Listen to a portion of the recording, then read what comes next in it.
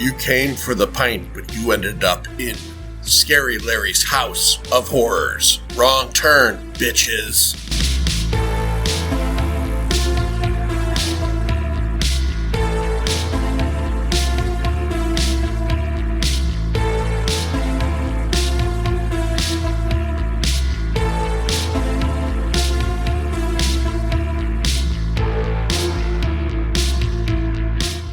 You killed him! No, I did not. I gave him life. Welcome to a brand new episode of The Pint, a pop culture podcast. It's a Scary Larry's House of Horrors special. My name is John. My name is... You fucking dickhead. My name is Lloyd. My name is Mike. Scary Larry. Shafting it. And this one's a special because we're doing it the weekend of CT Horror Fest, the first of two in 2025. So this episode is coming out on May 3rd of 2025. That is the first of 2 days of the first show this year. Mike, where is it being held? Larry, where is it being held? I'm trying to look it up right now. It is at the Hilton Stamford Hotel in Stamford, Connecticut. All right. So if you're out and you haven't bought tickets yet, you want to check this show out, head on down 2 days, Saturday and Sunday. Yep, May 3rd and 4th. Tickets will be on sale at the door. Also, of course, tickets are on sale now at cthorror.com. But come on out. Meet the cast of Terrifier. Oh, cool. David Howard Thornton. Who's that? Lauren Rivera, that attractive woman. Yeah. Elliot Fulham. Samantha Scafidi, I believe her name is. Also, there'll be some James Jude Courtney for you Halloween fans, some Lee Waddell for you Scream fans. Others like Warrington Gillette from Friday the 13th Part 2, along with Amy Steele. Little Friday the 13th Part 2 grouping there. Also some people from 31 and 3 from Hell. Richard Brake and Jeff Daniel Phillips, etc. So we got a lot of people. A lot of fun, a lot of vendors, good times. We'll have some panels, some Q&A interviews with those folks, so come on down. Come on down. This episode coming out on May 3rd also. Oh, whoa, I forgot Felissa Rose. What's wrong with me? Felissa Rose, yeah. Felissa Rose, the queen. Do something novel and take a picture of her while making that face from the end of Sleepaway Camp. Nobody's ever done that. Nobody. Or just wear a dick. Yeah, wear a dick, yeah. Just wear it on the outside. Or ask her to wear a dick. Yes. Even more... I'm sure that goes on. Even more likely to get you thrown out of the show. Yeah. Yes. Yeah. The other reason we're doing this is on the Pint Insider, our Patreon page. This is today, May 3rd, is halfway to Halloween. So I put up a bunch of movies and said, Insiders, you have the right to vote on things, vote on them. One movie I put up was Re-Animator from 1985, which on top of everything else is also celebrating its 40th anniversary. Bam. So I'm surprised we haven't even done that. I told him we 8 did, years. and he told me no. We have never done Re-Animator. We have not. I still don't believe you. Now, what I think one of the best parts about all of this is that in the month that we're recording this, a little bit of, behind the scenes stuff, in April, Yes. Larry at the end of the month is going to be showing Bride of Re-Animator as part of his Freak Out Fridays Yes. at the Strand in Seymour. Yes. That's already been passed if you're listening to this. Mike Simonetta here got his wires crossed up a little bit. It's not till May 16th. Oh, is that May 16th? Yeah, we're not doing an April one. Owen's got a out-of-state baseball tournament, and I didn't want to leave it with everybody else, so okay. May All right. 16th. So yeah, you can still come. Friday. Still go to that. Mike got his wires crossed and thought we were doing Bride of Re-Animator, Right. and he watched the wrong movie for this episode. Yeah. So I don't even know what we're talking about. We're talking about We can pivot. What happens? Re-Animator. Well, no, I have never seen Bride, so Then let's just do Bride of Frankenstein. why don't two we'll of cut us it right down the middle? Why don't two of us do Bride and two of us do Re-Animator at the same time? All right. I okay. think that'll be perfect. All right, that'll be perfect. Yes. All right, halfway to Halloween, let's do it. Let's rock! Re-Animator came out on October 18th of 1985. That's right, 40 years old. It did. Directed by Stuart Gordon. Written and directed, things he's written and directed, Robot Jocks, The Pit and the Pendulum from 1991, and From Beyond. If you were part of Larry's watch parties back in 2020 during the pandemic, when we watched From Beyond, we all made the joke of the pineapple gland. Does everybody remember the pineapple gland, Larry? I do. Yeah. Yes. Dennis Paoli wrote From Beyond, wrote Suitable Flesh that came out last year. And Ghoulies 2, he is one of the writers on this. Another writer on this is William Norris. He is mostly an actor. He was in The Pit and the Pendulum, and he was in The Babe. I also love his tobacco. No, Norris, not Morris. Too bad. Yeah. Too bad. That was funny though. Yeah. It could have been. But. This is all based on a story by H.P. Lovecraft. Herbert West, Re-Animator from the year 1922. H.P. Lovecraft also wrote things such as In the Mouth of Madness, The Horror at Red Hook, and He. You know, he's this writer who did a lot. He's the guy who created Cthulhu, the myth of Cthulhu, and kind of wrote a lot of stories that centered around New England. Heavily influenced the writer. What's the writer's name in The Mouth of Madness? Sutter Kane. Sutter Kane. / Stephen King. Stephen King. Actually did push Stephen King. This was filmed in starting in November of 1984, all over Los Angeles and Pasadena, California. And Larry, hi. Let's get into the cast of this thing. Well, how about the music? I don't know. You're the fucking guy that always goes to the music. Did you not notice the music? It's a Psycho ripoff. Yeah, okay. Yeah. The music is Psycho's music. There was a Talking Heads poster. Yeah, there was. There was. Also, there's a head that's eating someone out. Yeah. There's a licking head, and there's a Talking Head poster. Yeah. You forgot to mention a Stuart Gordon written film.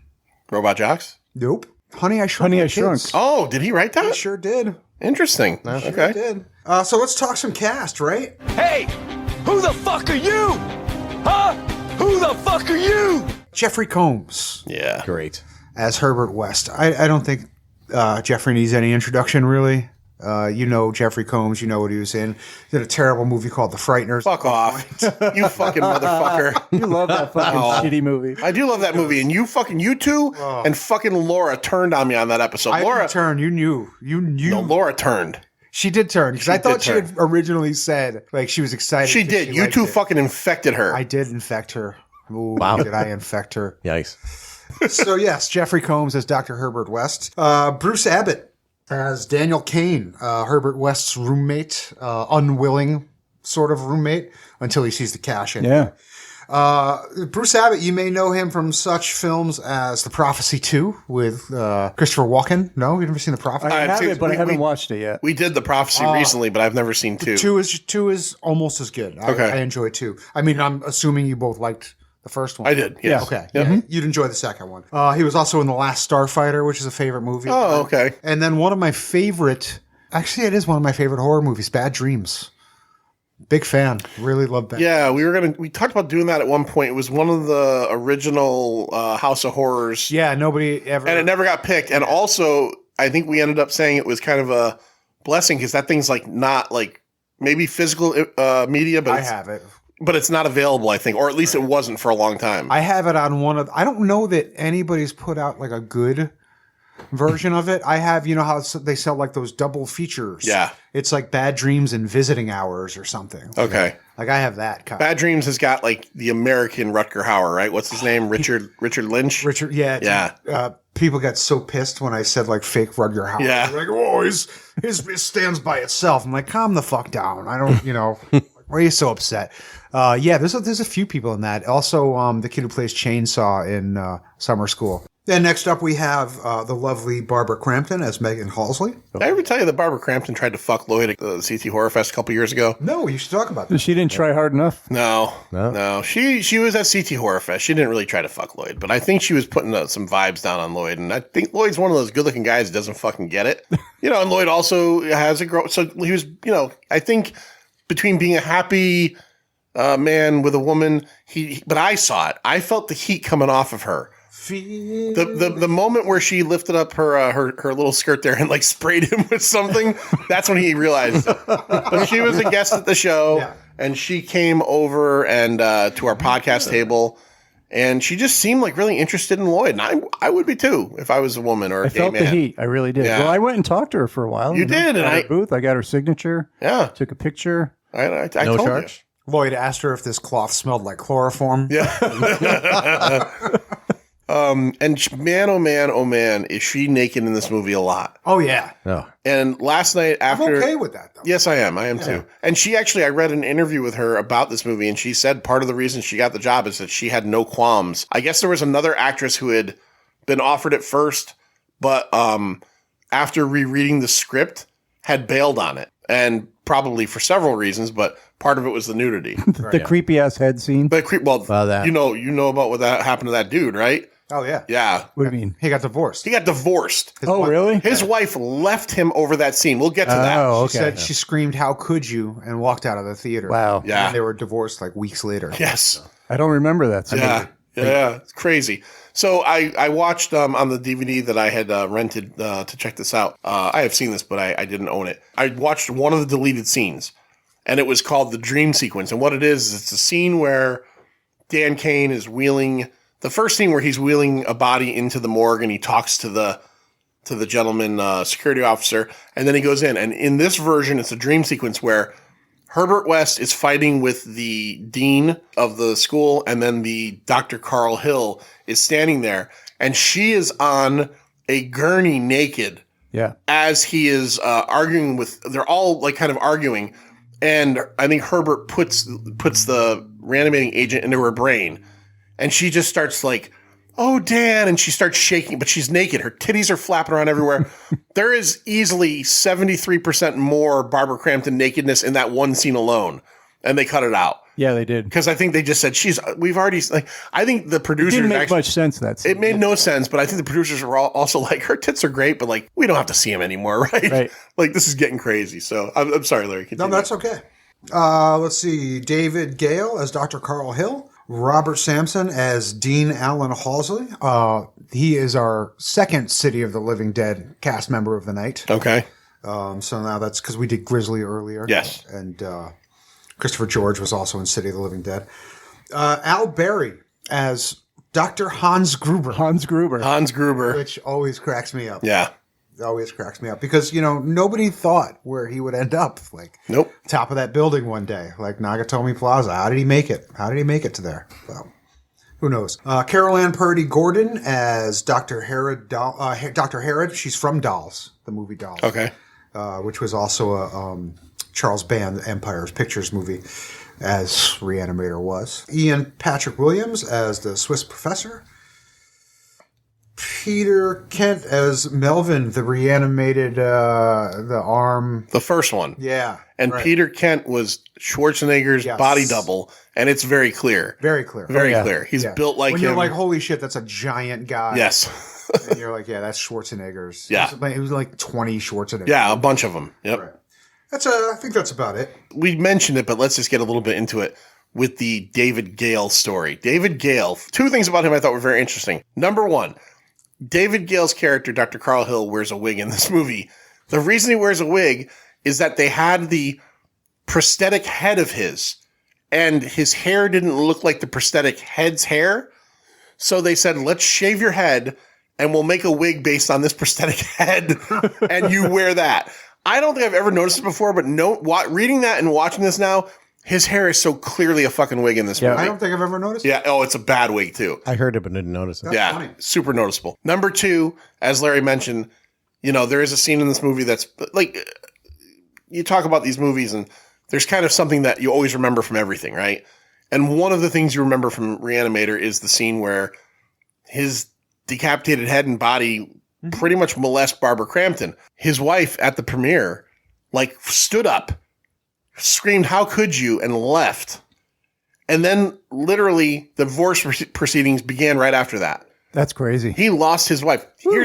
Here's the third crazy thing For about his art. God bless for him. his art. Thank you. I was acting, baby. I was just acting, baby. I don't really eat that girl's My pussy. tongue did I not did touch not her. want to lick Barbara Crampton at all, honey. Baby, my disembodied head did not lick that girl's pussy. I had to do it. The director said, I said, okay. They said they wouldn't I have. did not have sexual relations with that woman. They would not have With her released my pussy. check unless I. That's the worst Bill Clinton I've ever done. It was pretty bad, but they weren't going to release my payment, baby, until my disembodied head ate that pussy. I had to eat that pussy. Why does he sound like... I don't know. Foghorn Leghorn, Yeah, a little bit, kind of, yeah. And the other thing I think is interesting about him, this is very much Wilfred Brimley from The Thing. He died in 1991 of heart. He had a heart disease. Yeah. And he died like they were doing heart surgery. He died during the surgery. He died at like 57, which means he was like 48 when they made this movie. Oh shit. He looks 70. Easy. Yeah, he looks easy older. 70. He looks 70, this fucking guy. I'm 49. I don't think I look like I'm 22, but I don't think I look like I'm he is a full fucking fledged adult grown grandpa man. Yeah, he is. He's 48 in this movie. So Let's see. He had his living. he did. That's why the wife had to go. She's like, I can't deal with this. I can't deal with this. Larry, anything else? We got any other cast members? No, that's it. All right. I mean, there are more cast members, but That's all the good ones. I think we're good. All right. Lloyd, get us started. We're in Switzerland. Why are we in Switzerland? We're at the University of Zurich, right? Institute of Medicine. And we know that Herbert West, I don't know what happens at first, but they start banging on a door, like the security and cops and stuff, because something's going on in there with Dr. Hans Gruber. Yeah. And they open the door, they get through, break the window, and sure enough, he's got his big vials of something, and Hans Gruber is all fucked up. He's alive, but he's dead and he's alive. Well, we don't know he's dead. We just know he seems to be freaking the fuck out. Yeah, he's flailing. Yeah. Yeah. His eyes are popping. That's basically what's Yeah, he's got those big, you know those people with that disease with their eyes bulge? Yeah. Yeah, he's kind of like that on steroids. Yeah. And Herbert West is Jeffrey Combs, and he's just this young, kind of unassuming looking Yeah. nerdy dude, right? And Yeah. But these cops break in, these fucking Swiss cops, and freaking out on him. Yep. And we kind of then at that point, The nurse yells at him, you've killed Yeah, you've killed him. No, Yeah. I saved or No, I brought gave him to life. I Yeah. gave him life. yeah, And then we open with the title card. title card, and then as Lloyd mentioned, Psycho music. psycho music, Or something that sounds an awful lot like psycho music. fucking incredibly Or like it's psycho. just enough different so you don't get sued. Yeah, Yeah. that's it exactly. Yes. Yeah, Kind of like a whole Vanilla Ice Queen. yeah, Yeah. that one less note, One less note. or one extra note. The music for this, man, mine goes ding, ding, ding, ding, ding, ding, ding, ding. Yeah. I got that extra ding in there. You Yeah. know, that extra bass line. My dude laid down an extra ding. I've been known to lay down the ding. I've laid down the thing once or twice. Yeah. This the guy who scored this, because as Larry mentioned, this is a Charles Band Empire thing, was his brother. So apparently his brother was just like watching Psycho one day, and Charles, What's his brother's band's name? The Charles Band? the Charles Band. Yeah, That's fucking stupid. that was good. It was a dad That's joke. a dad joke. It's a dad Oh, joke. Shit. Good for you. You got two kids. Is You that have the okay? right. I'm allowed? All right. You have the right. They're Absolutely. embarrassed. But Yeah. Yeah. I'm embarrassed. I'm the one who fucking said it. Jalen's eyes are rolling so hard right now. The fucking the tides are fucking moving in and out. She Dad. thinks I'm corny as shit anyway. So we then go to the good old US of A, and we're in a medical school. Yes, the Miskatonic. Miskatonic. Is it Miskatonic? It is the Arkham, Miskatonic. Mass. Is it Arkham, Mass? Arkham, Massachusetts. Massachusetts, yep. Yeah. I thought this was supposed to be in LA because it was filmed in LA. No. Oh, Always okay. New England. Yeah, well, Yeah, that Lovecraft makes is always sense. New England. Yeah. Yep. Okay. And also that was the headquarters of Cyberdyne in Terminator 2. I did read that somewhere. Yes. Yeah, man. Yep. Yeah, Miskatonic University. Oh, Okay. H.P. Lovecraft, something Miskatonic. And that's in all of their the producer directors movies.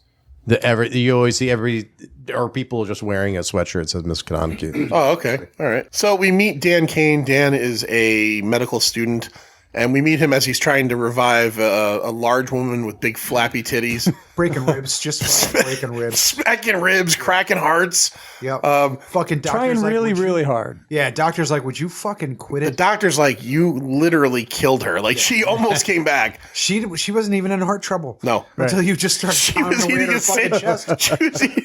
She was eating a sandwich in the fucking waiting room. You ripped her fucking shirt off, got her flabby tits out, and just started fucking flailing away at her chest. big Now old- she's dead. those big old- Congratulations. She had big old areolas, and you killed her. You know. So yes, but so this is we're building the character that Dan just wants to be a good doctor, and he wants to be able to save people and bring them back to life, right? Well, it does not work out. Nope. He has a rough day. Do we meet his girlfriend first before we have the smash cut of him fucking the shit out of her? They're kissing in the hallway. Right. And that scene leads directly into the banging scene. He fucks the shit out of her. He does. Yeah. He gives her some good dicking. She is fucking into it. Yep. Sorry. God Fucking damn, I got a dick. Dan Kane fucking, he lays that pipe deep on Barbara Crampton. Gives her the D. Not fucking around. No. Yeah. I mean, fucking around. Yeah. Yeah. Yeah, no, she's digging it. The Dean's daughter. Talking Heads poster is digging it. Yeah. Like everybody's into The cat's digging it. Yep. Yeah. David Burns watching from above. Right? And you said it. Big the old Dean- jacket. Yep. This is the Dean's may daughter. find your- He's banging the Dean's daughter. Right. So he's putting himself into a little bit of a dangerous situation because this is like, this is one of those typical Deans. He's like fucking kind of stuffy and, Yeah.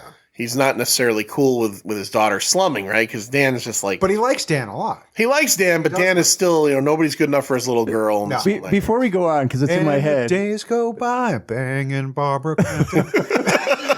there is a scene later in the movie, and I want to know who actually spoke out and answered this question. okay. There's a scene later in the movie when Dan is talking to her father, and he said, I want to know exactly what you're doing with my daughter. No, I Did didn't. any of you just say, I am fucking her brains out? I fucked her brains out in front of a poster of David Byrne.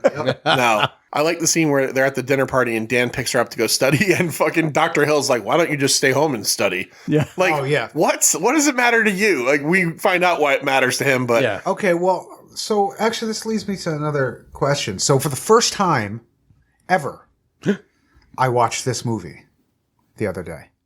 What? The Integral Cut. Oh, okay. Have you ever seen the Integral Cut? No, I No. don't think so. Wow. wait, is there something in it where he is able to control people with his mind? Oh, yeah. Yes, I read they cut that all out. And not just like once, well, what just happened? But like through the whole thing, he's basically hypnotizing people. Dr. Hill. Yeah, Dr. Hill Yes. hypnotized people. I mean, we're jumping ahead, but so you know how like the dean is like really cool with Dan, like everything's fine, and then all of a sudden he just kind of like turns on him. He's like, "I want you out of her life." Blah, blah. Oh. It's because Dr. Hill hypnotized He him. pushes him. He pushes him. That's a good way. That's Yeah. That's what they call it in Firestarter. That's what I couldn't think of it. Firestarter, push, yeah. So yeah, which I've never watched the Integral version. I was like, oh, what the fuck? You know what? I gotta rewatch this. I'm gonna watch this version. I know the old version enough. All right. So the integral cut. Now, so is that what they cut back? Because at the end and then in the sequel, So he can control the reanimated Yeah. only. So from what I understand, and like I said, I'd never seen the Integral cut. I've owned this Arrow release of it since it came out. But excuse me while I burp up arugula. All over John's microphone. That just adds value. So if you can imagine, when they would play this on regular TV, they would have to cut the shit out of Re-Animator Yeah. to play it on regular TV. So much Barbara Crampton titty everywhere. A lot of gore that you can't show on fucking TV. So they had all this extra footage of Hill with his mind control shit.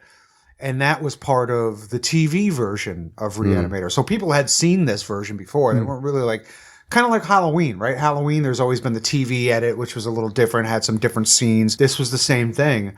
So I guess Arrow was the first to just put it all, to say, all right, let's take the fucking gory version. Because for years, all you could watch was either this gory version or this TV version with the mind control. And Arrow pushed it all together. They were like, all right, well, let's take the gory version and put the Hill mind control shit back in. And that became the Integral cut. So they never explain why he has mind control. He just one day, I think the first person he did it to was it no, I can't. He made that black security guard read boudoir at his desk. He's like, you will read giant African women titty magazines at your desk and get fired. I don't think, or maybe it was the dean was the first person, but he did it to the dean. He did it to Crampton. I think he might have done it to one other person. So yeah, the mind control thing is actually a plot device in the Integral cut. Very interesting. That's very interesting. I figured I'd give it a watch. I was like, oh, Is it worth watching it? Yes. Yeah. Sure. It's 4 hours longer, but yeah, it's cool. Yeah, it's like watching Nightbreed. It's like watching Nightbreed at the Strand. Oh, shit. Which It's still is playing. It's still going on right now. Still playing. So speaking of that, Except one cut of that movie is good. I saw somebody in England just say that they have a new version that is 15 minutes longer. Of Nightbreed? Yeah. Why does anybody want more of dude, that movie? We're up to like 3 hours and 40 minutes now. Like, Yeah, but I interviewed Doug Bradley, Yeah. and I said, "What where is it?" And he specifically said they never shot tons of scenes. He's Yeah. like, there is no cut secret there because the corporate came in and they said, no, don't shoot all these scenes. So it doesn't exist. That's why every time they release a longer footage, it's literally more of Laurie singing in the club. Well, I mean, that's all you want. That's all you Fucking need. awful fucking song. Oh, that awful. I just hate, like, for me, I love Nightbreed. I do. I do.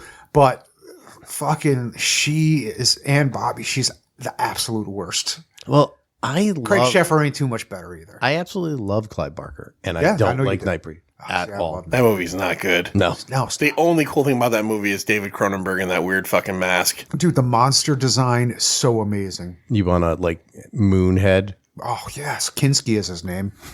Fucking love him. Minister, they're having sex. What happens? He's plowing. He's plowing the He's fuck out plowing of her. her. They're done. They kiss, and then a cat gets thrown on top of him. Wrong, right? I love that. You know, that's one of my favorites. If you know anything about the ways cats leap, they're very graceful. Yeah. But Yeah. there's no grace in you this can cat. easily tell.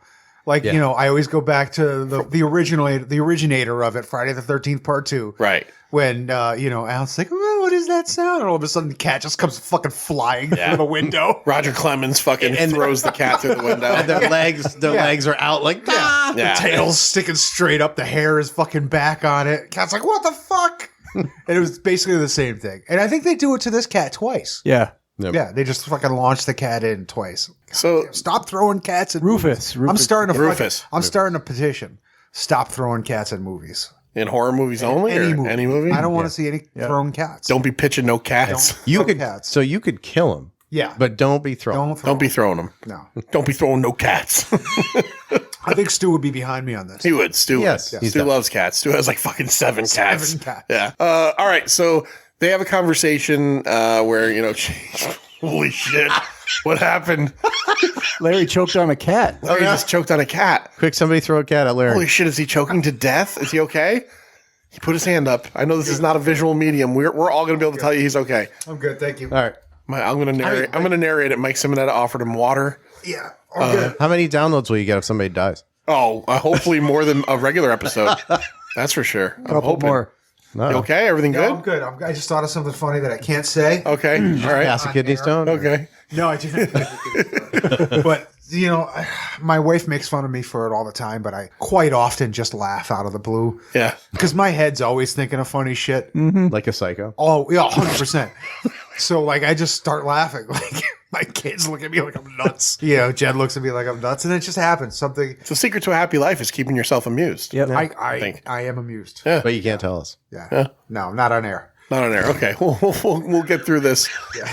So they have a conversation. Basically, she says, my dad is the dean of students. We can't be caught doing this. And so the next day, Dan goes back to school and he's introduced to a very promising young student named named Herbert West.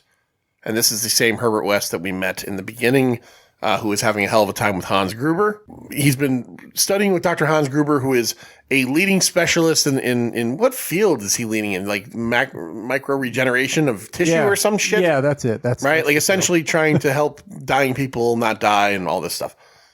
And Herbert is immediately, what's the word? Is acerbic or a cocksucker? What word would you use? This guy is just very plaintive. Yeah. He's one of those You people. got 3 words already. He's a douche. He's a douchebag. Yeah. He's a douchebag. And you know what's funny about this movie is I had not seen this in a while. Maybe the last time when you showed it pre-COVID at CT Cult Classics. And I'm going to jump ahead a little bit, but when the cat comes up dead, I said to myself, do I think Herbert killed this? Because I had kind of forgotten. Do I think Herbert killed this cat? And then you very quickly realize that Herbert is just a piece of fucking shit. Yeah. Yep. He cares only about his research. That's it.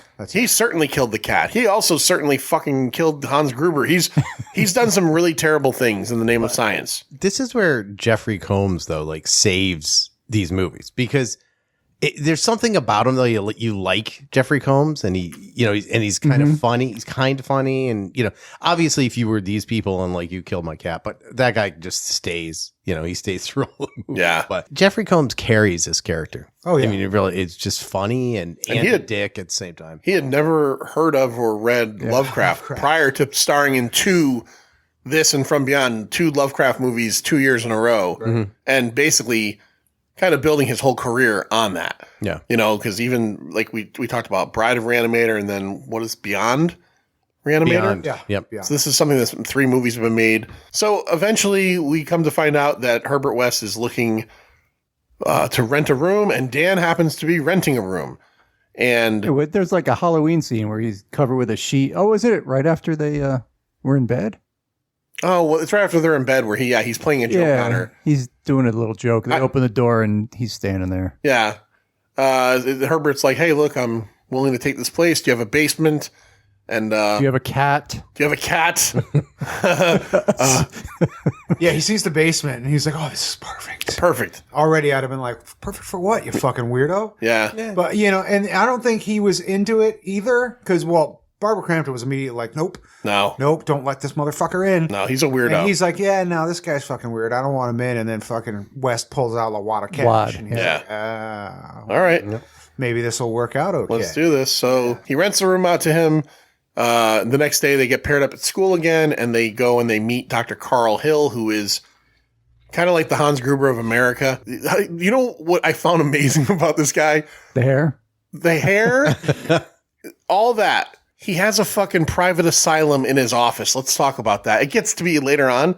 He has a padded room in his office. Yeah, just in case. Behind him. There's a door. Dr. Carl Hill. You open it up. There's his office. There's a fucking padded cell. What is fucking happening in this that movie? weird? It is weird. Oh. It's very weird. I have one. But anyways, we meet him, and immediately there's friction, right, Mike, between the two of them, between him and Herbert West. Yes, because the doctor's supposed to be the preeminent master of this, and Herbert West thinks that even his concepts are foolish and stupid. Right. Yep. And they start arguing immediately. He also thinks that he's stolen some of his ideas from Gruber, who is his mentor. Correct. Right. Yeah. So, As he's giving a lecture, he calls him out, distracts him by breaking pencils, and Why don't you get yourself a pen? get yourself a pen, Mr. West. He's not feeling it. Dr. Hill's not feeling Herbert West. And West is just like straight up in his face. It's like, your ideas are antiquated, sir. he's like, teaching these people this drivel. Yeah, drivel.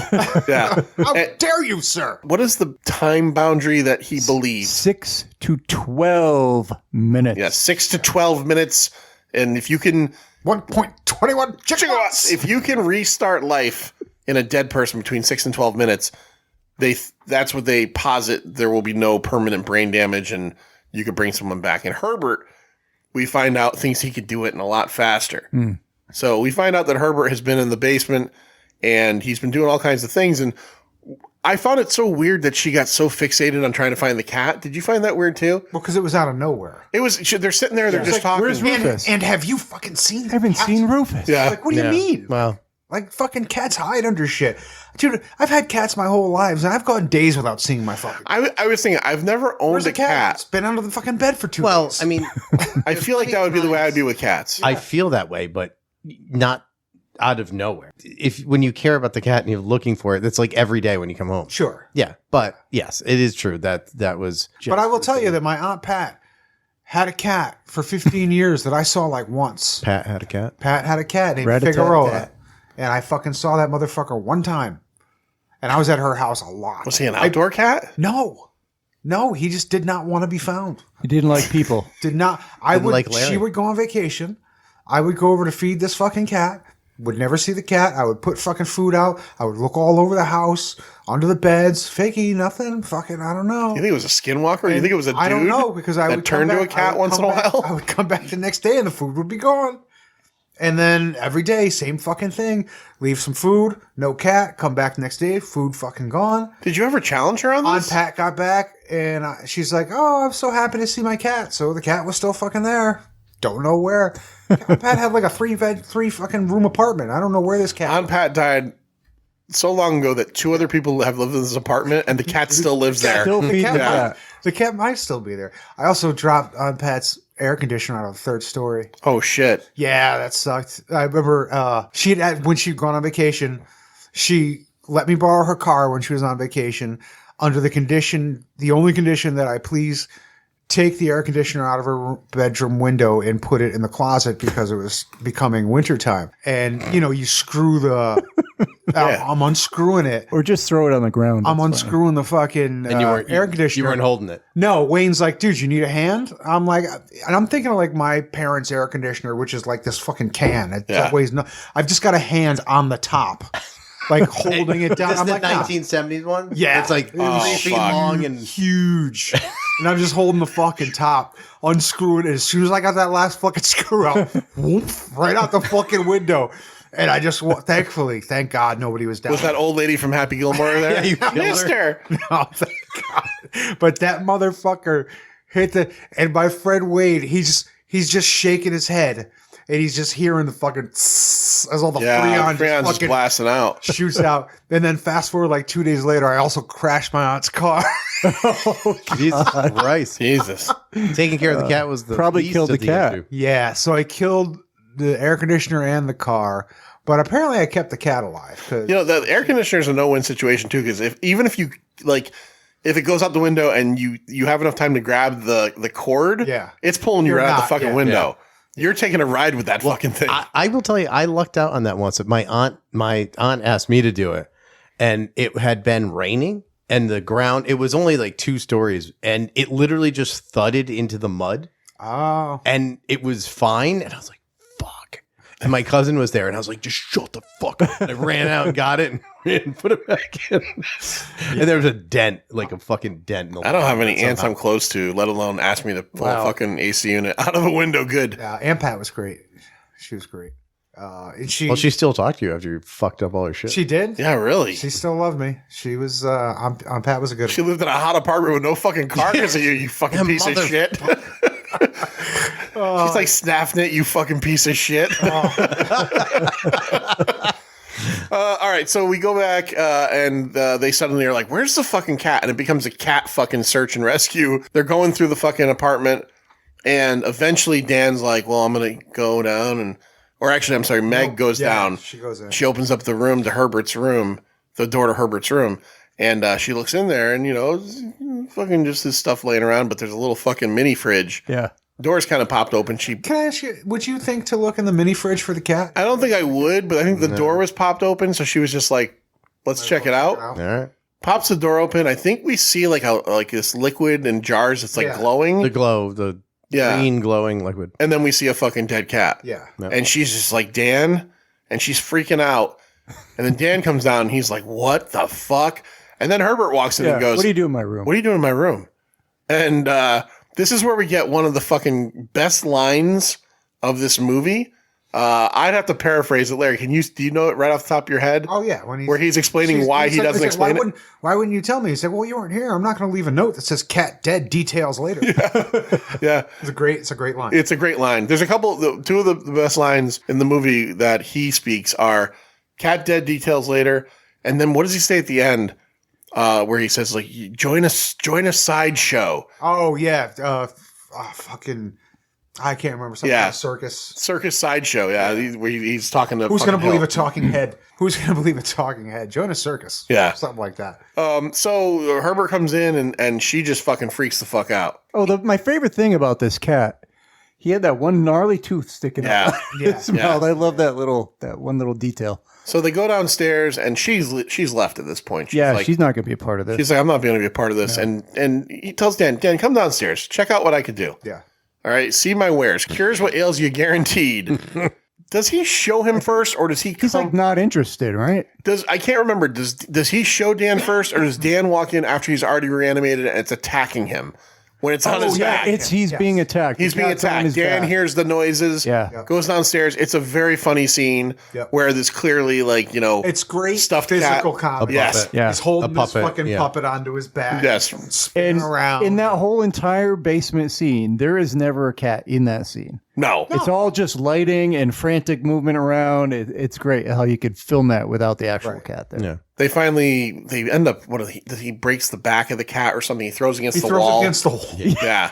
Throws against the wall. Stu's out. Yeah. Stu is out. Stu is giving this a 0. Yes. But Dan takes it, in pretty good stride. He's like, oh, you killed the cat. Oh, you reanimated the cat. Oh, you smashed the cat. Yeah. You killed the cat, however you've created life. Yeah. You know, that all is forgiven. So Herbert explains to him that he's come up with this reagent that he can bring things back even further than the 6 to 12 minute, right, mark. He's figured it out, but it doesn't, bring him back correctly. Yeah. As he's seen. Do you want to do it again?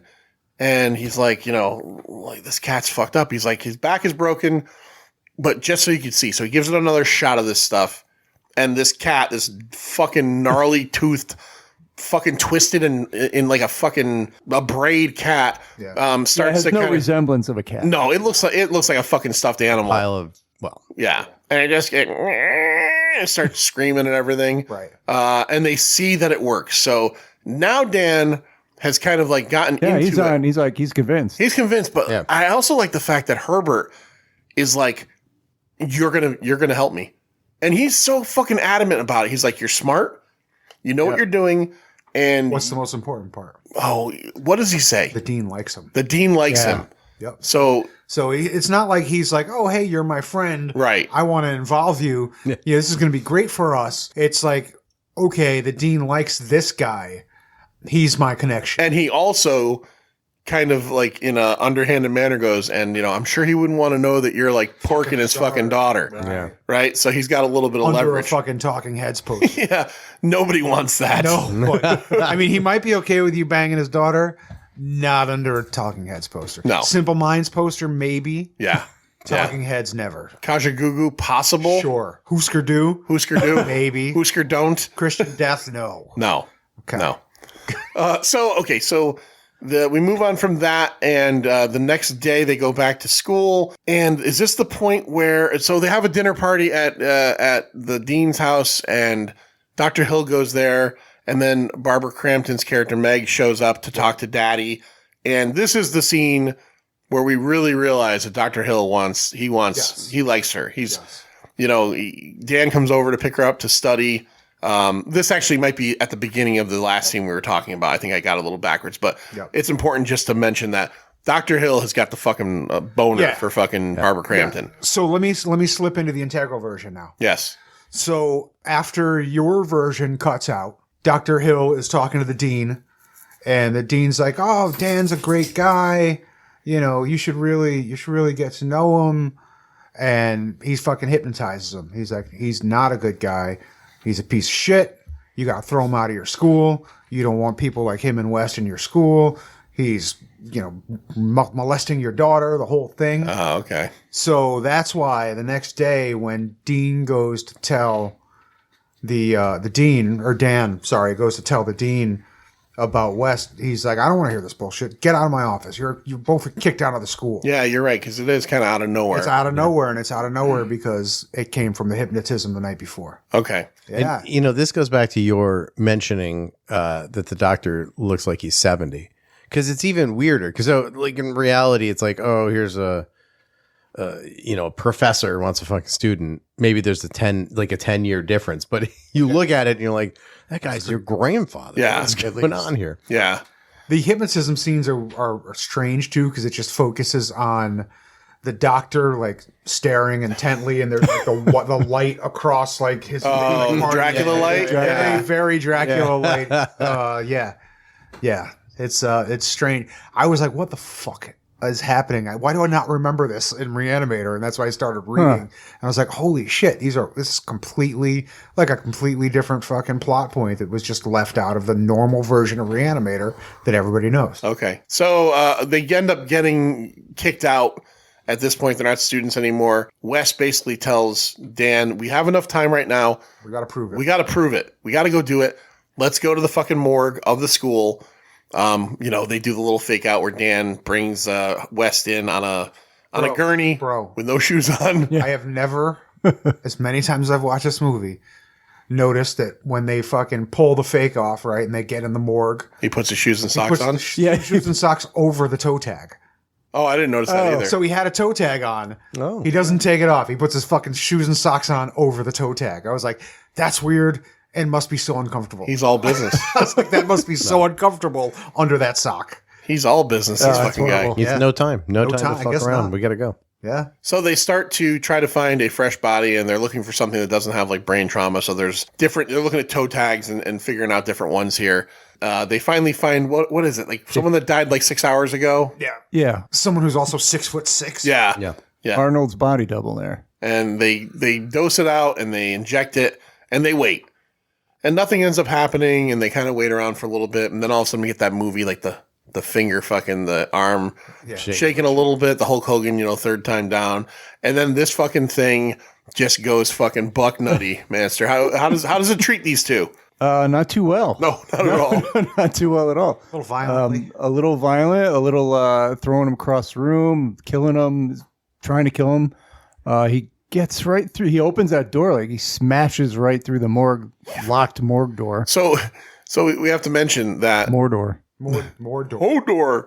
Hodor. Hodor. At the same time this is happening, the dean has been alarmed that Is they're it the there. dean on the other side? So the dean is running to the morgue, and he passes by the guy reading the Black Titty magazine, Black Jugs, and he gets to the fucking door, and as he's about to go in, he hears everything happening. Crushed by the the door. best. Oh, He gets smashed. that fucking door, Arnold Stinktionator, whatever this guy is, his body double, crashes through the fucking door. The door lands on the dean, and then this guy jumps on the door. Yeah. And just fucking crushes him. And then, insult to injury, I think he pulls the door off of him and then bites half of his fucking hand off. Yeah. Yeah. He does. This guy is just totally fucked up. He ends up getting completely fucking fucked up. How do they stop The fucking The bone surgical saw? saw. Yeah, some kind of saw through the back. Right through the back, all the way out to the front of the fucking chest. It's a great scene. It is a good gore scene. Herbert tells Dan move, and then he just goes through his back with a surgical saw. So they get rid of this, and now this is such chaos, this scene. This is such absolute chaos. It's really an example of people making one bad decision after the next. Yeah. Like, you've made a bad decision, and you can't just chalk it up and say, all right, we fucked up. Let's just stop here. Yeah. They just keep going. Like, hey, yeah, that's a great idea. You know what? It didn't work with fucking Captain Schwarzenegger here. Let's fucking reanimate the doctor now, or the dean. Because Herbert is excited, right, Mike? That there's a fresher body. Yes. Yeah. So fresh. And he's smart. The whole fucking thing. So this should be perfect. Yeah. This doesn't work out well. Jeffrey Combs always just pulls out his glowing needle. I read two different things. I read it was glow stick No. I read that too. or they mention it every episode of Forensic Files a million times. The blood agent stuff. Luminol. Luminol, that's what it Is it luminol? Okay. I read glow stick innards as well. Luminol. Okay. I've never heard it called glow stick in. Glow stick, I don't know. What do you glow call stick what do you, juice. I guess that's as good a fucking thing to call it. You as like any. that, don't you? Yeah, it's different. Yeah. Glow I didn't know your stick last name was fucking Staffnitz until It's not, tonight. you fucking. All right. So they bring him back, but Mike, how does he come back? He's crazy. He's kind of like a zombie. Right. Yeah. It seems like doesn't matter how fresh you are. This shit probably ain't Well, working. I mean that to Larry's point, that's what happens every time. Right. So Yeah. nobody comes back. What's the good. definition of insanity? Yeah, doing the same thing. Yeah, expecting a different result. But he's not. He's I guess because he's not strong. He's not killing anybody. He's not smashing anything. But he's just more of a kind of like a regular nuisance. zombie. Yeah, a regular drooling zombie. Yeah. I mean, he's definitely also violent, but not as dangerous as the guy who's 6'9". Right. Yeah. Throwing people through walls and shit. They eventually subdue him. The cops show up because the security guard finally walks in. He's like, "What the fuck is going on here?" They throw him in a fucking straitjacket. Throw him in a straitjacket because they think he's a lunatic. Right. Well, we know it, but he eventually tells. They tell Meg he's not a lunatic. He's fucking dead. Well, they tell him. Yeah. But then Hill figures it out because he's in Hill's padded room that Yeah, resides in his that's office. why you keep a padded room. You ask, just in case the dean becomes a zombie. becomes a zombie. Right. You need to. So his friend the dean is a zombie, so he just starts fucking operating on him and finds out that his neck's busted, this, that, the other thing. And he's like, this motherfucker's dead. He gives him a lobotomy. He gives him a lobotomy. Right. Yeah. It's like Right. this motherfucker's dead. So Barbara Crampton lost a cat. Then she loses her dad. Yep. But she keeps hanging around. No, she's fucking. She's into Dan. She is crazy. Yeah, she's very not crazy. She's hysterical through this movie because she's all this shit just keeps on fucking happening to her. Yeah. So eventually we end up back in the basement, and I think is Herbert's trying to reload up on Re-Animator serum, and that's where Hill shows up to confront him about it. Yeah. So Hill, he lobotomizes the dean, figures out the dean's dead, and then he realizes, holy shit, West was serious. He's really conquered brain death. Right. I got to get this fucking. So basically, West was right all along. This guy's a fucking plagiarist. This guy just steals other people's ideas. Obviously a bright guy. He's a fucking doctor and everything, but he's trying to steal people's inventions. So he goes to West and is like, hey, listen, I'm taking your fucking shit. I'm taking your notes. I'm taking all of it. You can be my assistant, so you'll get some minor credit celebrity out of this, but this is going to be my discovery. And in the Integral version, he hypnotizes. That is the next person. He does hypnotize West, but West I think he's too smart and breaks through it. Because this is the scene where, not having seen this movie in a while, where you're just really 100%. You don't know that Herbert killed the cat, right? He says he found. No, you don't know. He says he found it dead. It's suffocated by knocking a garbage bin over, and it got its head stuck in a jar. Yeah, Sure it did. Okay. I've never heard of that. Cat dead. Details later. Cat dead, details later. But in this scene, this is the scene where we realize that Herbert's a fucking not a good dude. Yeah. Because as Hill is inspecting the Re-Animator agent, Herbert takes a fucking shovel. Yeah. Yep. What does he do with that shovel, Master? Yeah, he gets right up behind Hill, bashes him across the head, and when he gets knocked down on the floor, he takes his head off with the shovel. Yeah, he does the old step on the shovel head move. Yep. His head goes rolling off, and again, freshest body yet. Yeah. But now he's got a new idea, something he hasn't done before. Mike, what can he do now with this particular body? Such a good idea. Well, first he takes the head and he puts clamps on in a pan so that the head's standing up. Yeah, he couldn't get it to stand up. He uses a paperwork spire. Oh yeah, that's right. That you put your bills on, Which never would have fucking held a human head. No, Nah, it can't hold paperwork. But it's still fucking hysterical. Yeah, he reaches around. I noticed in all the movies they reach around and don't actually put the needle in anything. Right. They just kind of squirt, and then so the doctor comes back to life. Now the body becomes separate, but the doctor can control it. So do we think that the doctor can control his body because of his secret powers? Yeah, The yes. integral cut? Yes. Yes. Okay. Herbert also does inject the body as well. Yes. Yeah. He does. So yeah, but probably the mind control has something to do with it. Right. Yeah. This leads so now the body and the head are separate but working together. And do they knock Herbert out? How do they get out of the basement? So the body comes up behind Herbert while he's sitting there, and I don't know if they show what he hits him with, but he definitely hits. He knocks him out. He knocks him out. This is all going to lead to the funniest fucking sight gag in this fucking movie. Yeah. The funniest fucking sight gag. First of all, let me just say they do a great job with the head. Obviously it's a hole cut in a table, and the guy's fucking. Oh no, it's good. Yeah, it's a good job. It is a good job. But it really fucking plays well. It does. Yeah. It works 100% well. I think the humor too, because the body's bumbling because He's rolling his fucking see. eyes. He's rolling his eyes. Yeah. What the fuck? Come on, man. But the body's knocking stuff over, Right. trying to pick stuff up. That was all Yeah, it's well good. done. I thought one of the weirdest parts of this movie was, and I don't know the reasoning, but I guess you don't have to think of it scientifically, is there's a part where the head's in the pan and the body pours some blood into the fucking Yes, pan. Yeah, he's Like he's basting it, Right, like it's a turkey. Right. They don't explain it. Makes no sense really. But it's fun. It's good. The sight gag I was referring to was inside of his office that also has a padded cell that also has his former boss inside the padded cell. Yeah. There's a scene where he's talking to Meg about how he can do some surgeries and things that can possibly help the father. And he has this cutaway head on his desk. It's You're at a medical school. medical school, right? Half of it is a regular face. It's still white and bald and crazy looking. And the other half is bisected so you could pull different pieces out. He wants to go back to the school and go back to the morgue to see if he can fucking figure some stuff out with the reanimating agent. But he can't walk in with a body with a fucking head in a fucking turkey pan. That's not going to work. Nope. So they put the head in a fucking medical bag, like the old style bag where the doctor would come to your house with. Yep. And he affixes the bisected dummy model head onto the body. Absolutely. With a surgical mask on it. Yeah. And a fucking skull cap, like a surgical cap.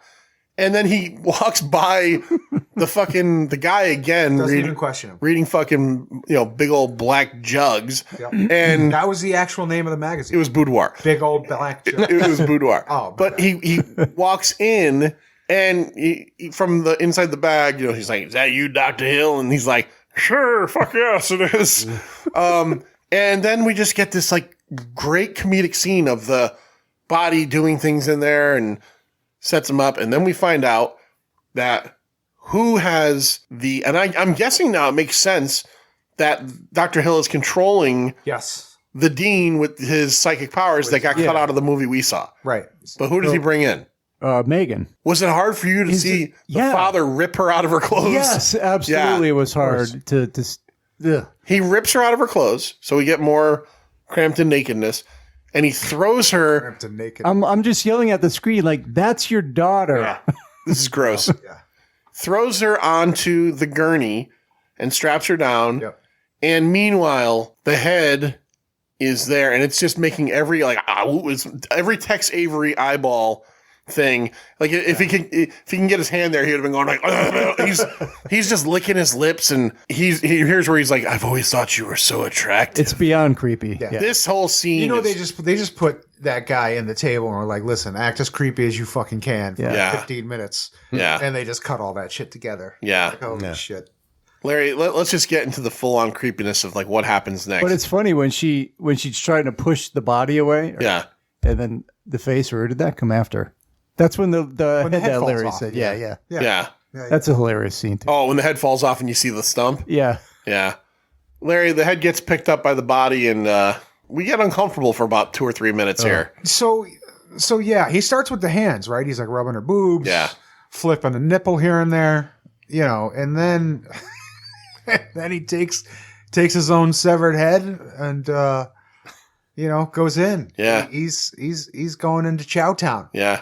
On the lingus. Yeah, Little cunnilingus, yeah. a little disembodied cunnilingus. He actually, I think, He starts at the top. it's right? Because like he's a sex scene where he kisses her all the Yeah. way down. I think he sucks on a He nipple or actually something. he actually licks a nipple, which Yeah. I guess is where his real life wife had enough. Because, he didn't really have to lick a nipple, did he? Well, if Stuart Gordon said lick that nipple, The director says. Yeah, director told me to, hun. Like, Yeah. I got to do my job. baby, I love you, but Yeah. like they paid me an I extra. didn't want to lick her nipple. This is movie nipple. I got a $40 bonus for sucking on Barbara Crampton's titty. It's movie nipple. Yeah. It doesn't count. Doesn't count. Yeah, so you're right. He holds the head up there and gets some licking done up there and then makes his way down between her legs with his own severed head. Now, I will say this. I don't know about the integral cut. Yeah. But because this is such a famous scene, in my head, it's more graphic and goes on longer. It doesn't. It doesn't. It's literally like you. I don't even think I don't even think you see his head in there. No. It's like about to go above. in. Yeah. It's above, and that's when I think Dan shows up, or right, Dan shows Dan up, and West. Dan and West show up, and this is like kind of like the heroic end where they're going to save the day. But again, integral cut probably being important here. All of a sudden, every fucking body in the morgue, fucking room. they just all fucking raise up. A lot of good gore effects, a lot of good makeup effects in this scene. And it just becomes a free for all. Yep. Yeah, it's just chaos. Total Yeah, chaos. but then we get the hero turn. Yep. Corpse, I guess, of Megan's dad, the dean, hears her voice in trouble and turns and saves her. Kills some zombies and saves her from certain doom. Meanwhile, Herbert, what is Herbert doing at this point? He's fighting. Has he been they're sucked all- up by the tentacle yet? No, not yet. Okay. They're all just fighting, and The tentacle comes out of Hill, right? Doesn't it come out of Dr. Hill? I can't remember who the I tentacle don't comes know. out I of. think it is Hill. I Yeah. think it is. Yeah. How do they vanquish Hill? How do they vanquish all of the zombies? It's a good question. Holy shit! I watched this last night. I'm struggling to remember. Don't they run away? Oh, It's free foam? He injects Hill's body with an overdose. Yeah, that's right. That's what it is. That's right. He gives him an overdose, and once that happens, all the other, and that's where also where the fucking stuff starts coming out. Yeah. The intestines. Intestines become like a tentacle. Cow intestine. Yeah, all the zombies start to collapse. Yeah. Herbert West basically gets sucked into the intestine, like pulls him in. So we don't see him again. I didn't realize. I know Bride of Re-Animator was many years later. I didn't realize that, like, apparently, I haven't seen the movie yet, but it's a mystery how Herbert comes back because I hadn't seen this in a while. I figured Herbert was just alive at the end of the movie. The last time we see him, he is being fucking sucked into the hill thing. Right, the hill thing. Right? So Dan and Megan get to the elevator, Yep. but one of the zombies gets through and chokes her to death. Right. Right? And instead of like fucking fighting, he decides to run 9,000 feet to try to find an axe. Yeah. Yeah. and Yeah, he come could back. have. He could have pried those arms off. He could have at least He gave tried, but he figured he wasn't strong enough. Right. he could have gotten some time. He could have fought that thing off, and he did not. Yeah. 100%. So she ends up dying, and this is all happening in the basement of a fucking working hospital, which is fucking insane. Yes. Because now he just runs up to the main floor, and we have a repeat of the original scene. Yeah. But this time when the female doctor tries to jump in again, he goes, "You get the fuck out of my face! Like, I will handle this." Right. But he didn't spend as much time flailing away at her. I think he realized, he's like, all right, she's gone. Yeah. But He knows. I have reagent. Yeah. We can take care of the situation. We He pull didn't out. listen to Judd Crandall. We pull out the glow stick. He didn't listen to Judd when Judd said sometimes dead is better. Yeah. Sometimes that is better. Yeah. Yep. It turns to black and you hear her scream. Yeah. You hear a scream, right? You don't see her wake up, but you hear it. You All hear her right. scream. So May 16th, a couple weeks from when this episode comes out, Yep. you can go over to the Strand and check out. I'm excited because I've never seen Bride. Oh, Bride's fun. Yeah. Bride's It fun. is. It's 10 months later. Oh, it takes place 10 months later? Yep. Okay, interesting. I mean, listen, Mike just watched it last night. He can probably do an episode right now. If you want to fucking. We'll come back. We'll do another episode. We'll do it. We'll do another one on Bride. And then I'll watch Re-Animator. One thing I've always loved about Re-Animator is the whole thing was shot in 16 days. Fairly low budget. 16-day shoot, 2 days of. Well, that's Charles Band. Charles Band doesn't spend any money on the movies ever. And Charles Band hated this movie, did not like it. But then once it got very popular, he took all the credit for it, which is fair. Again, very Charles Band. $900,000 for the budget. It's a pretty small budget for all the amount of effects and stuff they had. Yeah, grossed $2 million. So obviously made its money. Made its and- money plus one. Yeah. So that's good. And that's just theatrical, yeah? Yeah. It's made a ton. Oh yeah, this thing's come out on video 15 different times. And Right. So it's just the licensing alone. There's fucking toys and all Yeah. that shit. Like, Yeah. But, I mean, they got 2 sequels out of it, too. So Yeah. yes, exactly. Yeah. And David Bowie's favorite movie. There it Yes. is. Crazy. Yeah. You said you wanted to bring that up. Yeah. I read that too. He ran into Stuart Gordon, I think it was. The cinematographer, Okay. Mark Alberg. Yeah. Said he wanted to tell him something. Yeah. Re-Animator's my favorite movie. That's fucking hilarious. That's awesome. All right. This is Scary Larry's House of Horror special halfway to Halloween. Of course, we have to talk about our favorite kill. Favorite kill, kids, let's do it.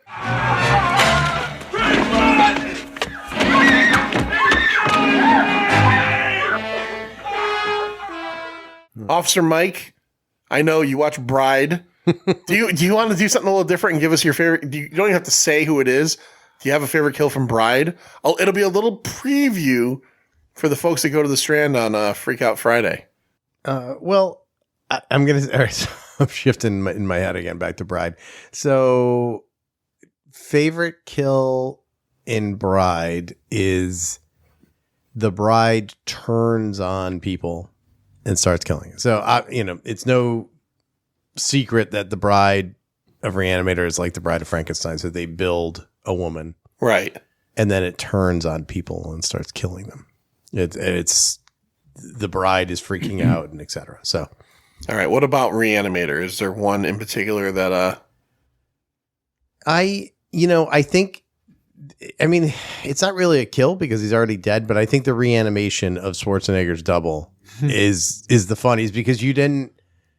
You saw you seen the German doctor acting like a little crazy and everything, but you don't nobody expects the instant up and then he's just slamming people around. I think it's just a funny introduction to. You know what it always reminded me of was the first reanimated corpse in Return of the Living Dead, the body that was in the fridge that they left out. Yeah. And he's just, you're expecting a fucking zombie to come ambling out, and this motherfucker is just 100 miles an hour at everyone. And they're like, holy shit. Yeah. Like, that's just that manicness you're not expecting. And wasn't it also buck naked too? Yes. Yeah. So that's a thing. Like, which is awesome. A huge naked guy just like hurtling at you. You're like, wow, that's a lot of dick. That's like that's my average Friday night. Huge naked guys. That's who's waiting in the bedroom? Huge naked guy. Ready to hurdle. Manster, favorite kill in this one? I will go with Dr. Halsey behind the door. Yes. Oh, yeah. It's so good. Yeah. You don't see much, but you know it. Oh, and then the extra jump on him after. Oh, the jump on him is where you just could hear shit cracking. Yeah. All right, I'll go. I'll have to say I like Herbert chopping off Hill's head with the foot to the shovel through the head. Yeah. Through the neck. That's classic right there. Yeah. It also leads to, one of the most memorable physical or one of the most memorable physical effects of this film is like Larry said, the disembodied head. It works in the tray. So something like that could easily not work. In this movie, it works. Yep. All right, Larry, what do you got? My favorite is when they kill the first Schwarzenegger's buddy. Yeah. I love a good bone saw through the chest. That's a good one. Right through the back, comes through the chest. Really gory, sets a tone. You're in for a pretty gory ride at that point. Yeah. Yep. I got a runner-up. Oh, shit. The second cat kill, the cat against the wall. Okay. Sorry, Stu. I'm a big cat guy, yeah, too. But yeah. Fucking smash that fucking cat. They did. A little glop Stu just turned off this episode. Stu's done. Fuck these guys. Stu's out. No, I'm not paying attention to this anymore. All right, let's rate this fucking thing. Are those your grades? Yeah. I don't think that I deserved an F. Do you? What is it? Oh, dead cats. Dead cats. Okay. Oh, Clearly. There you go. 0 to 5. 0 being the worst thing ever. 5 being the best thing ever. Quarter and half 5 scale being optional. The most dead cats. The most dead cats. Officer Mike, what do you give it? This is a classic. It's low budget. I think, it's saved by its big leads they're actually pretty damn good. I'm going to give it a 4.0 dead cats out of 5. Wow. Okay. All right. Manster, what do you give 1985? Celebrating its 40th anniversary, by the way. Yeah. Unbelievable. Re-Animator. I'm actually going to go higher than Officer Mike. Ooh. Yeah. The low budget charm of this movie is part of its big appeal. The practical effects, a little bit dated, but they're so visceral, so much better than what you could do with CGI. Yeah. Also humorous in many cases. A lot of the gruesome details are really good in this movie. The acting, the manicness that Combs brings to his character is really good. And Hill, what was his name? Gale? David Gale. David Gale. He plays the creepiest fucking... He's even creepy while he's in front of earlier in the movie. Oh, yeah. No, he's... when he's with her father and he's clearly... being disgusting and creepy. Yeah. So I'm going to go 4.5. 4.5. All right. I think it's a classic. All right. I'm going to bring the room down a little bit. Oh, no. I enjoy this movie. I do. Great practical effects. Short movie. I love short movies. Gets right to the point. Jeffrey Combs is a fucking god level. Bruce Abbott's good in this. He's he's one of those guys that you look at him and you're like, why wasn't this? He's handsome. He's like, why wasn't this guy a little bit bigger? He's not the greatest actor in the world, but he's not bad. Yeah. Plus, we already have Bruce Campbell. Right, and we do have Bruce Campbell. Every time I ever think of this movie and they say Bruce, I always think of Bruce Campbell. Right. Great practical effects. I don't know why I think it's one of those ones I can't explain why it just doesn't hit me as hard as it hit. I know Master loves this. I know Laura Highland loves this fucking movie. Like she went as as fucking Herbert West for Halloween one time. It was like her Facebook picture forever. My show. Yeah. My show, yeah. Yeah. So I'm gonna go. I think this is for me more like a 3.25. I enjoy this movie. I just don't think it sticks with me the way. Put it this way, I think From Beyond's way better. I think From Beyond is way better, and Re-Animator is the bigger of the two movies, or the more well known, I think. And I'm not saying you have to compare things, but I prefer From Beyond in these Stuart Gordon Lovecraft movies. But this is a good film. I'm looking forward to seeing Bride. It's fun. I should own it. I don't own it. I had to rent this, so shame on me because this is one that I would go back to. But, you know, I kind of start thinking about movies like of the same time or of the same ilk that just do it for me more. And just a few minutes ago, Return of the Living Dead was mentioned. Again, I'm not comparing necessarily, but that's one I just love. Like when I watch it, I'm just in it and I'm having so much fun with it. This is one that I enjoy, but it just doesn't resonate like it does with you guys. So I give it 3.25 dead cats. Scary Larry, the last word. The last word. Yeah, I'll bring the room back up. So you mentioned From Beyond, which is another great movie, but it's a slower movie. Yeah, I know. Right? There's something about it. I don't know. Yeah, see, the thing about Re-Animator is it never gives you a chance to catch your breath, especially the original cut, right? The integral cut would get a lower score from me because it's a little slow, drags. I didn't really need all the brain control, mind control stuff. But the regular, normal bloody cut is what I'm rating, and it's a quick-paced movie. It's always doing something. Combs is fantastic in this movie. It's a cult classic for a reason. It's one of those movies that sticks with people. Here we are 40 years later, still talking about it. I'm going to give it a 4.5. 4.5 dead cats. Dead cats. Meow. Yeah. All right, Larry, before we go, again, everybody out there, where was CT Horror Fest taking place today and tomorrow? Stamford Hilton? Stamford Hilton sounds right. All right. Come on down, go to the door, buy some tickets, go see all those people Larry mentioned before. You know, and I'll mention this too because I think it's important if you're out there listening to this episode today. If you're not heading to Stamford, if you're not going to the CT Horror Fest, today is also Free Comic Book Day. So go to a local comic book store. Make sure to check out their offerings of free stuff. Yep. But buy stuff too. Don't be a fucking goon. Don't be a fucking goon. Don't ask to grab like 5 free comics and not buy a comic. Comic book stores are definitely not, you know, the kinds of places that don't not need your help. They need your help. Yeah. So for every book you grab, buy a book, right? You might find something you like a lot. Yep. Gonna ask you, maybe you can tell me, maybe you can't tell me. I think I probably can. May 3rd. Yeah. What is June's double feature? Oh, shit. June's double feature is on a date that I don't know off the top of my head, but can give you in 1 second. All right. The magic of editing. This is going to fucking be so tight. Yeah, it is Saturday, June 14th at the Strand Theater in Seymour, Connecticut. You know, maybe next time you shouldn't put a show on Flag Day. Oh, yeah. Fuck. Yeah, we got shit to do. Yeah, that was my bad. I'm gonna fucking power through it anyway. Dick. So in memory of the man, we're gonna do Eraserhead and Blue Velvet, a little David Lynch. Oh, little David Lynch night there. I have never seen Eraserhead, and I'm afraid of that movie.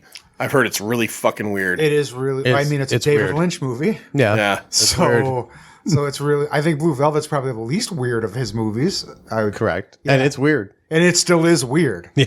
Eraserhead, I went with Eraserhead because, you know, there's horror elements there. And I didn't want to get too fucking weird like a lot of his movies. Blue Velvet's my favorite, and Eraserhead's one a lot of people have actually asked for. So this has been our Halfway to Halloween special, as voted by our Pint Insiders over on the Pint Insider Patreon page, which you can do for $2.50 or $4 a month. Go check it out, Patreon/thepint. In 6 months, our Halloween episode has been voted on. Holy shit. I think the four of us should get together again and talk all about another Barbara Crampton classic, 1986's Chopping Mall. Oh, yeah. Yeah. Oh, yeah. Coming back in Halloween for Chopping Mall. Marketed as a slasher movie. Yeah. Yeah. Manster, tell everybody where they can find us. Apple Podcasts, iHeart, Spotify, Stitcher, Google, whatever. All that Any stuff. podcatcher. McDonald's. Burger King, Taco Bell, Yeah, wherever. KFC, Popeyes. On YouTube, you can find us at The Pint of Pop Culture Podcast. And on Instagram, it's at The Pint Pop. And you already said the Patreon. That's right. Don't forget www.connecticutcultclassics.com. Go there, check them out. Check out all the cool sponsors like us. Check out all the pictures from past shows. Check out what's coming up. Freak Out Fridays are always fun. It's a great time. You should go. There's links to all of the Pint episodes, the Scary Larry Pint episodes. That's right. On our website. So That's right. Yep. You can find all those and listen in if you missed all the way back to the Universal horror movie days. Love Yes, those. you I can love listen to those. The Bride of Frankenstein. That's right. And then The Bride of Reanimator. Nope, Yeah, that's right. Richard perfect. Bride So, on. back to back. Back to back and belly to belly. Ooh. Sorry, that's a John Sterling, New York Yankees call. Back to back and belly to belly. Somebody when they hit back to back home runs, back to back and a belly to belly. He's retired. Nobody liked him. So. See ya.